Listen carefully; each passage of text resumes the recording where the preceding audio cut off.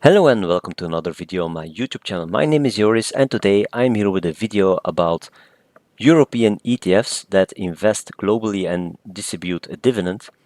And I'm going to compare the biggest ETF in terms of total market capitalization versus the cheapest ETF in terms of total expense ratio. And you might ask, why am I going to talk about global ETFs? Well, it's the biggest category of ETFs, and of course, you invest globally and you have many different global indexes, so you have many to choose around. And some only have developed countries in them, like the MSCI World Index, and others contain developed and emerging countries in them, like the FTSE All World. And in this video, you will see the FTSE All World appear for sure.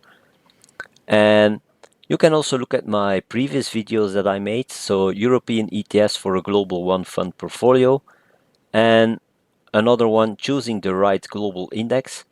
I believe those are two decent videos that I made, or even good videos that I made, but I don't want to seem that I'm a bit pretentious. But I believe those two are really good videos. So if you want to check those one out, I'm going to leave those links in the description down below. So if you are already watching this one out, you can go and check those two videos out. And why the biggest one versus the cheapest one? Well, I am always a bit annoyed when I read that an ETF should have at least X amount of millions invested in it before you can start investing in it yourself. Like some people say that an ETF needs to have a capitalization of 100 million, but I believe that when an ETF is just starting out, it's stupid that it should already have 100 million invested in it. So for me, when an ETF starts and it invests in an index that is fairly similar to another index and it's less expensive, then it's always something that I'm keen to look further into. And unfortunately, a lot of people, they don't start investing in another ETF after they already started investing in another one. And yeah, when a new ETF starts and it's actually a better choice, I believe it's a good thing to stop investing in the other one. I'm not saying so, I'm saying change. I'm not saying that you should sell your ETF that you already have. I just say that you should consider starting to invest towards the other option that is available now. And of course, when an ETF is way bigger, this can have scale effects. So for example, the ETF, the biggest one that we are going to discuss in this video, that one has certainly scale effects. So it can be that more money flows into it when the market goes down, and by this it actually outperforms the market a little bit. But it can also be the other way around, because when an ETF is already around for longer, that means that the investors are also already longer investing into it. So maybe they are already reaching their pension age and they start withdrawing their capital from the ETF. You don't know that, so it's always a question mark. So it can be positive and it can be negative. But overall, I believe that in all ETFs there is still an inflow of money towards it. So in that regard, it's not that important, this last point, but you should think about that as well. And let's go to ExtraETF. You know that I think this one is a very good website. Not all numbers are always correct on that website, but it gives a good overview. And let's look at the global dividend ETFs on that site. So when you start, you have this beginning. It's here for Switzerland. So you go to search, ETF search, and then you can say, I want ETFs that invest into stocks, and you want a region the world, so wealth in German. And then you also want to have the option that it's distributing. So Ausschüttung is yes, I want to have it distributing dividends. And you see that only 135 ETFs are investing globally and also in distributed dividends. And this one, Vanguard FTSE All World UCITS ETF, that's the biggest one. So immediately it's first one. It's one that they want to sell to you. So the Swisscanto ESG, they paid to put it on top, but you should look at the second one. So that's the biggest ETF around on the SIX stock exchange and in Europe in fact. So the Vanguard FTSE All World UCITS ETF. And if you want to have the cheapest one for total expense ratio, you should click here. And then first they are arranged from the most expensive one to the next one. But if you click another time, here you can see the cheapest one, and that's the Amundi Prime All Country World UCITS ETF, and it's a distributing type as well, of course. And there it's almost 2 billion invested into that one, so it's more than 7 times smaller than the Vanguard FTSE All World ETF. And you have other options that are cheaper as well, because if you look at the volume once again, you see that the total expense ratio is 0.22% there. So you have a lot of options that have a cheaper total expense ratio. Even the Vanguard FTSE Developed World UCITS ETF is cheaper than the FTSE All World. So I believe Vanguard should do something about the total expense ratio of VWRL. And yeah, I really hope that that European investors can pressure a bit and move more money towards other funds, so that Vanguard notices that they should do something and that they lower their expenses a bit. But you can see it's a whole page of cheaper ETFs. Not all of them are. You can also see, where is it?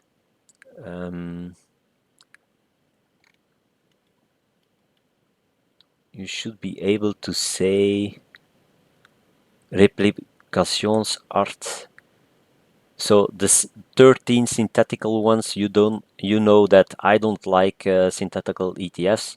So I'm going more for the physical ones, and then you only have 113 left. But yeah, once again, the Amundi Prime All Country Worlds is still there, and the FTSE All World as well. So let's go back to our presentation, to the biggest one, the VWRL or VGWL or VWRD, because very annoying in the European continent, you have different tickers for the same ETF. The ISIN code is always the same, so you can see that one here, total expense ratio 0.22%. And the FTSE All World, it tracks the FTSE All World Index. And that one tracks the developed and emerging countries worldwide. So momentarily you can buy one share of VWRL for 115.40 Swiss francs. The currency of the dividend is the US dollar, so you will receive dividends in the form of US dollars.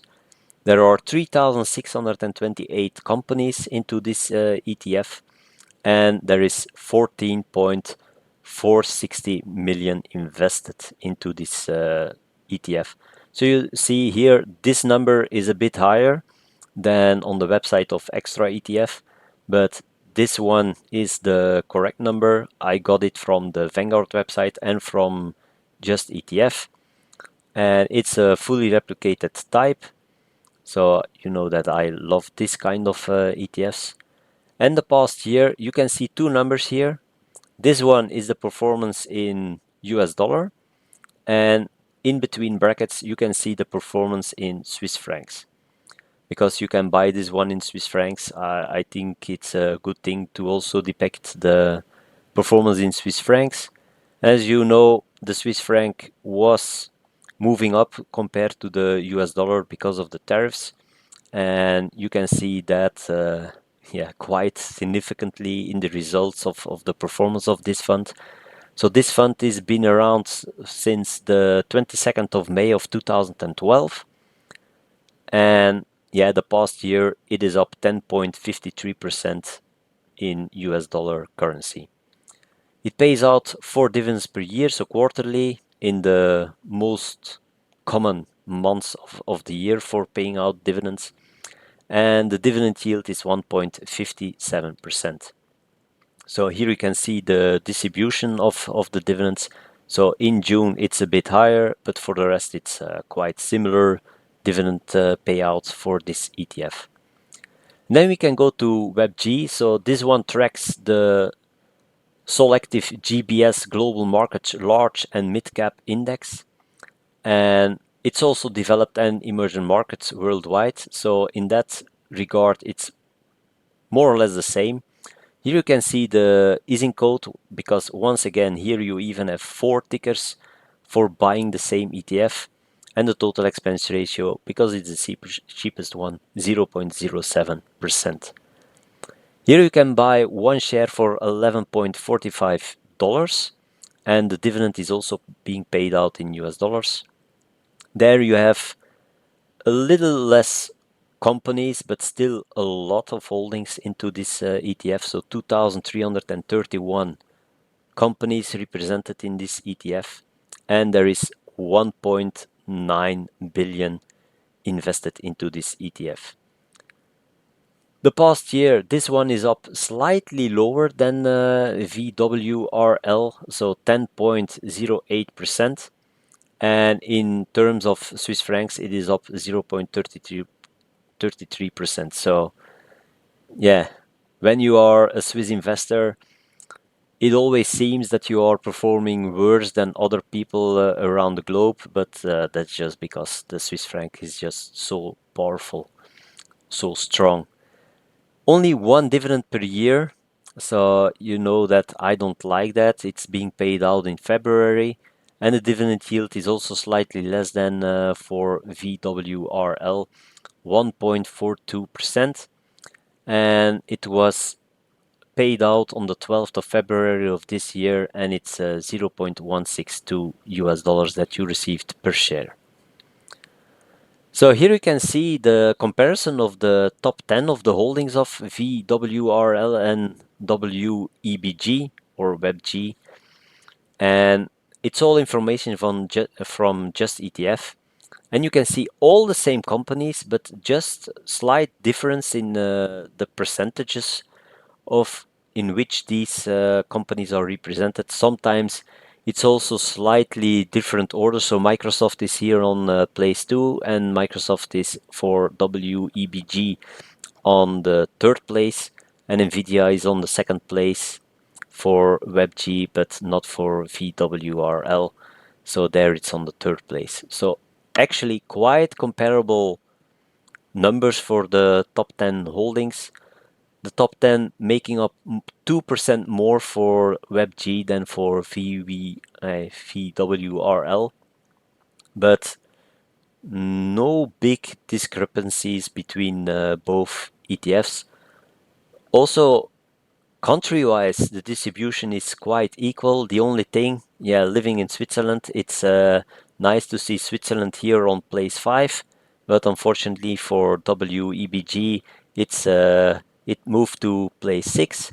So there, Canada moved up 1 place and Switzerland dropped 1 place. But in fact, 2.15% or 2.36%. It's not a big difference after all.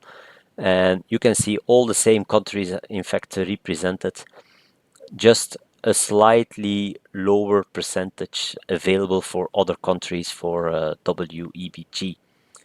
And if you look at the sectors, they have completely the same order. So technology, financial, consumers, The only major difference is technology is more or less 2% more represented in the WEBG ETF, and that's why they underperformed a little bit compared to VWRL, because the technology sector really got hurt by the tariffs from Trump in the past 2 months. So that's why you have a slightly lower performance of WEBG. Because the previous time when I made a video with VWRL and WEBG in it, WEBG was in fact outperforming a bit the other ETFs that I mentioned in that video. So now it's slightly different. And if you look at the performance since inception for VWRL, it's like this. So it's not always in a straight line, but you can draw a line from here to here. And if you see such an evolution, you should be glad as an investor. Okay, you here have the COVID pandemic, here you have the tariffs, so it's always moving up and down. You can see the same from WEBG. So WebG also moved down because of the tariffs. Here there was mentioning of the tariffs, so maybe they would come, and then he announced them, and they down went the market. Now they are moving back up, and all the companies are recuperating, but so far only a UK deal, so a deal with the UK is being represented, and if you look at that deal, it's actually not that great. So I believe that when it continues like that, the stock markets are going to trade down once again.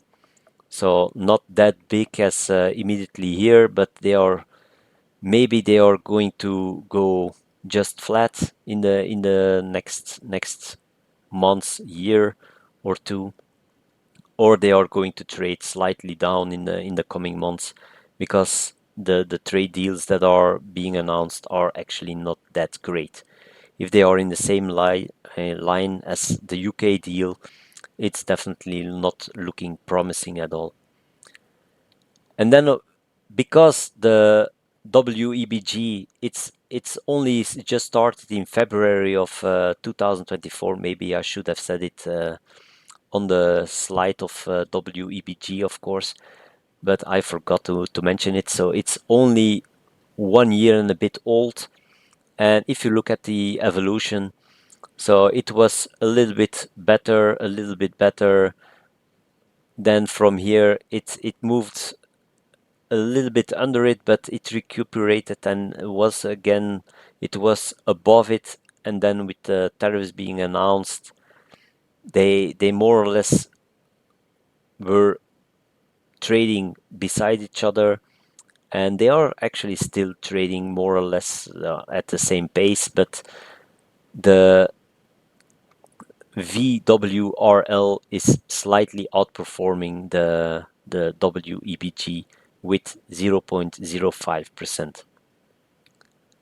So conclusions, the difference so far is really minimal. Also, comparing the indexes is there are only slight differences, so a little bit more technology for WEBG, and WEBG is a fairly new ETF, so just over 1 year on its way, and it's actually doing okay and definitely deserves a chance to receive your money, as it has the lowest total expense ratio of all the ETFs, the global ETFs that you can buy on the SIX stock exchange that invest their money towards global companies and also distribute the dividend.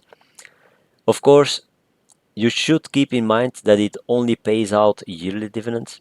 I made a video about the fact that I want quarterly dividends also from the companies here on the European continent, because that's slightly more advantage to the people receiving it, because you can reinvest it and that can then again pay dividend out as well.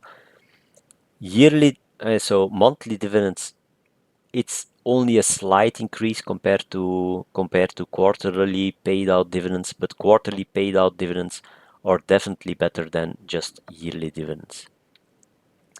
And VWRL is still a good option too, but Vanguard should lower their fees for European investors because they have lower fees for their US investors, and I yeah, I think that it's really important that we as European investors really let hear about our displeasement about the fact that they are not, yeah, acting towards what their founder Jack Bogle actually proclaimed, that they are there for the investors and that they are for low fees.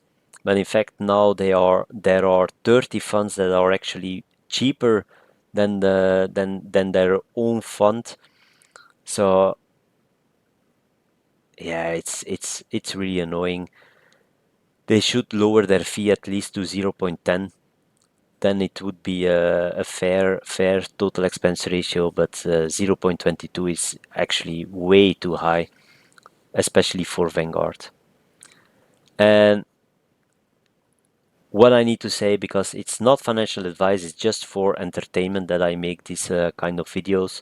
So do your own due diligence. You also saw that there were a lot of other ETFs that are available with a cheaper total expense ratio.